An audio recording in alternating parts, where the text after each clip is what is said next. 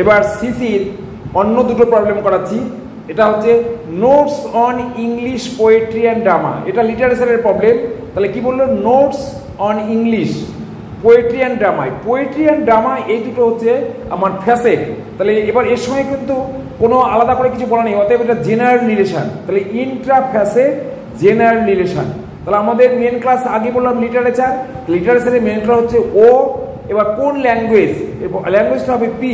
English বলেছি, notes on English, তাহলে English language হবে পি। সেটা আমরা ল্যাঙ্গুয়েজ টেবিল থেকে পেয়েছি 111।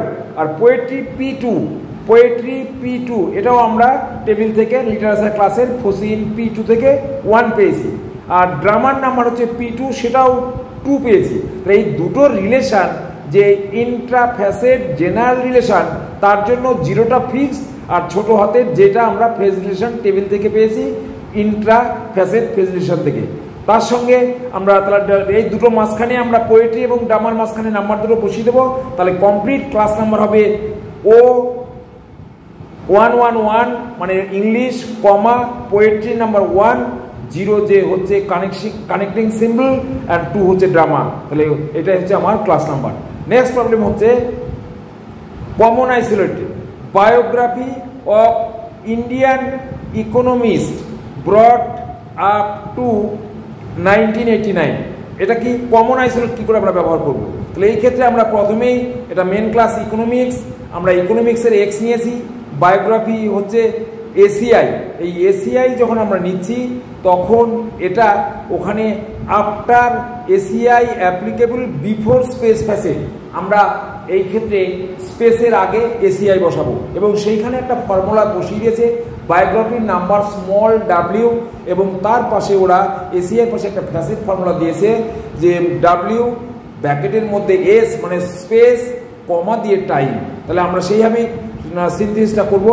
তাহলে এই ইকোনমিক্স এমসি এক্স পেলাম, বায়োগ্রাফি এসিআই থেকে ডাব্লিউ পেয়েছি, India S 44 to B got by GD 1989 time, এটা আমরা N89 পাবো। কেন? আমরা সিটি থেকে ক্রোনোলজিক্যাল ডিভিশন থেকে আমরা দেখেছি 1900 থেকে 1999 এন গ্রুপে আছে। তাহলে আমরা এন গ্রুপের নাম্বারটা পাবো এন, এবং লাস্টের দুটো সংখ্যা মানে 1989 লাস্টের দুটো সংখ্যা আমরা নেব N89। তাহলে আমাদের ক্লাস নাম্বার কী হবে সিনথেসিস করবো? মেন ক্লাস এক্স, তারপর আমরা এসিআই বিফোর স্পেস ডাব্লিউ, তারপরে স্পেস বসাবো 44 কমা দিয়ে time N89। Okay. The statistics of national resources of Brazil brought up to 1989। এই ক্ষেত্রেও সেম জিনিস, economics main class, natural resource আমরা পেয়েছি এনার্জি থেকে। তো সে নাম্বারটা আমরা ইকোনমিক্সের মেন ক্লাসে গিয়ে এনার্জি থেকে নাম্বার পেয়েছি 271, এবং ব্রাজিল হচ্ছে স্পেস, তার আমরা স্পেস আইসোলেট থেকে নাম্বারটা পেয়েছি 7918, এবং এর সঙ্গে স্ট্যাটিস্টিক্স, এই স্ট্যাটিস্টিক্সটা হচ্ছে এসিআই বা অ্যান্টিরাইজিং কমন আইসোলেট, এর নাম্বারটা আমরা পেয়েছি ছোট হাতের এস। দেখো আমি এস ছোট হাতের এস লিখে আন্ডারলাইন করে দিয়েছি। আমরা সবসময় কমন আইসোলেট যখন থাকবে তখন সেই নাম্বারটার তলায় আন্ডারলাইন করে অন্য যে ফ্যাসিলিটিগুলো থাকবে তার থেকে আলাদা করার চেষ্টা করব। আর লাস্টে হচ্ছে 1989 মানে টাইম হচ্ছে কত? N89। তাহলে দেয়ারফর দ্য ক্লাস নাম্বার কত হবে? মেন ক্লাস এক্স, এবার যেহেতু এনার্জি এসছে প্রথমেই কোলন বসবে এক্স কোলন 271, যে স্পেস আছে তাহলে ডট 7918, এবং এখানে আফটার স্পেস ফ্যাসেট, তাহলে আফটার স্পেস ফ্যাসেট আমরা applicable after space facet, common isolate এখানে আফটার স্পেস ফ্যাসেট হয়েছে, অতএব আমাদের 7918 এর পরে আমরা ছোট হাতের এস লিখলাম এবং তারপরে N89 টাইম। এই ক্ষেত্রে দেখো ওরা কোনো ফর্মুলা দেয়নি, তাই আমরা ওই N89 এর আগে কোনো কিছু পাংচুয়েশন মার্কস আমরা দিলাম না। তাই ওখানে আমাদের ফ্যাসেট ফর্মুলায় আফটার স্পেস ফ্যাসেট নাম্বারটা যোগ করতে হবে। তাহলে আমরা বোঝাতে পেরেছি নিশ্চয়ই, আগেরটা ছিল বিফোর স্পেস ফ্যাসেট আর এটা ছিল আফটার স্পেস ফ্যাসেট। কমন আইসোলেটটা আফটার। এবার নেক্সট প্রবলেম এক্সপেরিমেন্টাল কেমিস্ট্রি। এই এক্সপেরিমেন্টাল কেমিস্ট্রিতে দেখো মেন ক্লাস কেমিস্ট্রি, তার সঙ্গে এক্সপেরিমেন্ট আছে। এই এক্সপেরিমেন্টটা আমরা পিসিআই, এখানে এসিআই নয় পিসিআই মানে প্রস্টিটাইজিং কমন আইসোলেট, এবং এটা পিসিআই এনার্জি কমন আইসোলেট হবে। এই এনার্জি কমন থাকার জন্য কিন্তু এনার্জির যে পিসিআইটা পাবো তার আগে কোলন চিহ্ন বসবে। আর এখানে আর কোনো ফ্যাসেট নেই বলে আমরা এই দুটো ফ্যাসেটই পেয়েছি, chemistry main class E, experiment PCI থেকে পেয়েছি F3, ছোট হাতের F3, মাঝখানে পাঞ্চুয়েশন মার্কস বসিয়েছি। আমার complete class number E:F3। Next problem আমরা যাচ্ছি। এটাও আমাদের কমন আইসোলেট। কমন আইসোলেটের দেখো প্রথমে বলেছি medical profession in United states. তাহলে মেডিকেল প্রফেশন মানে মেডিসিন হচ্ছে মেন ক্লাস, তার নাম্বার L। আর ইউনাইটেড স্টেট হচ্ছে আমরা স্পেস আইসোলেট থেকে পাবো, তার নাম্বার আমরা পেয়েছি 73 জিডি থেকে। আর প্রফেশনটা আমরা পেয়েছি পিসিআই থেকে, পিসিআই নাম্বার এখন আমরা পেয়েছি B।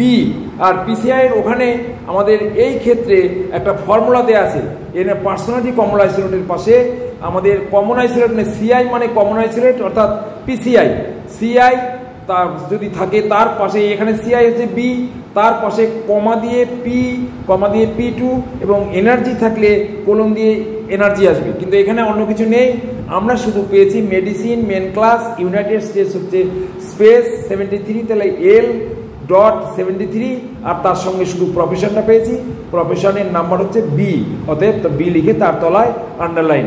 এটা হচ্ছে আমাদের complete class number. Next problem হচ্ছে statistics of rainfall in Assam in 1999। 1999 সালে আসামের বৃষ্টিপাতের পরিসংখ্যান, এটা হচ্ছে বই। তাহলে এটা জিওগ্রাফির মধ্যে পড়বে, MC geography.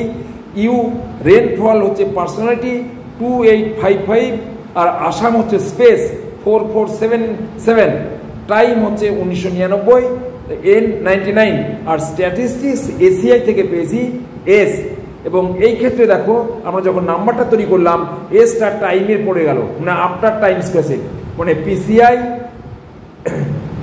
ACI applicable after space facet, after time facet. তাহলে এখানে নাম্বারটা হলো ইউ অর্থাৎ জিওগ্রাফি, রেনফল 2855, কমা দিয়ে কি আসবে আমার আসাম। এই যে এখানে কেন ওদের ওখানে ফর্মুলা সেইভাবে সাজিয়ে দিয়েছে, টাইম আর স্পেস আর টাইম, স্পেস টাইম। তাহলে আমরা স্পেসের আগে কমা দিলাম আর টাইমের আগে ইনভার্টেড কমা দিলাম। তাহলে U2855, 4477, মানে ইনভার্টেড কমা N99, তারপরে গিয়ে আমার যোগ হলো স্ট্যাটিস্টিক্সের নাম্বার ছোট হাতের S। Okay, thank you.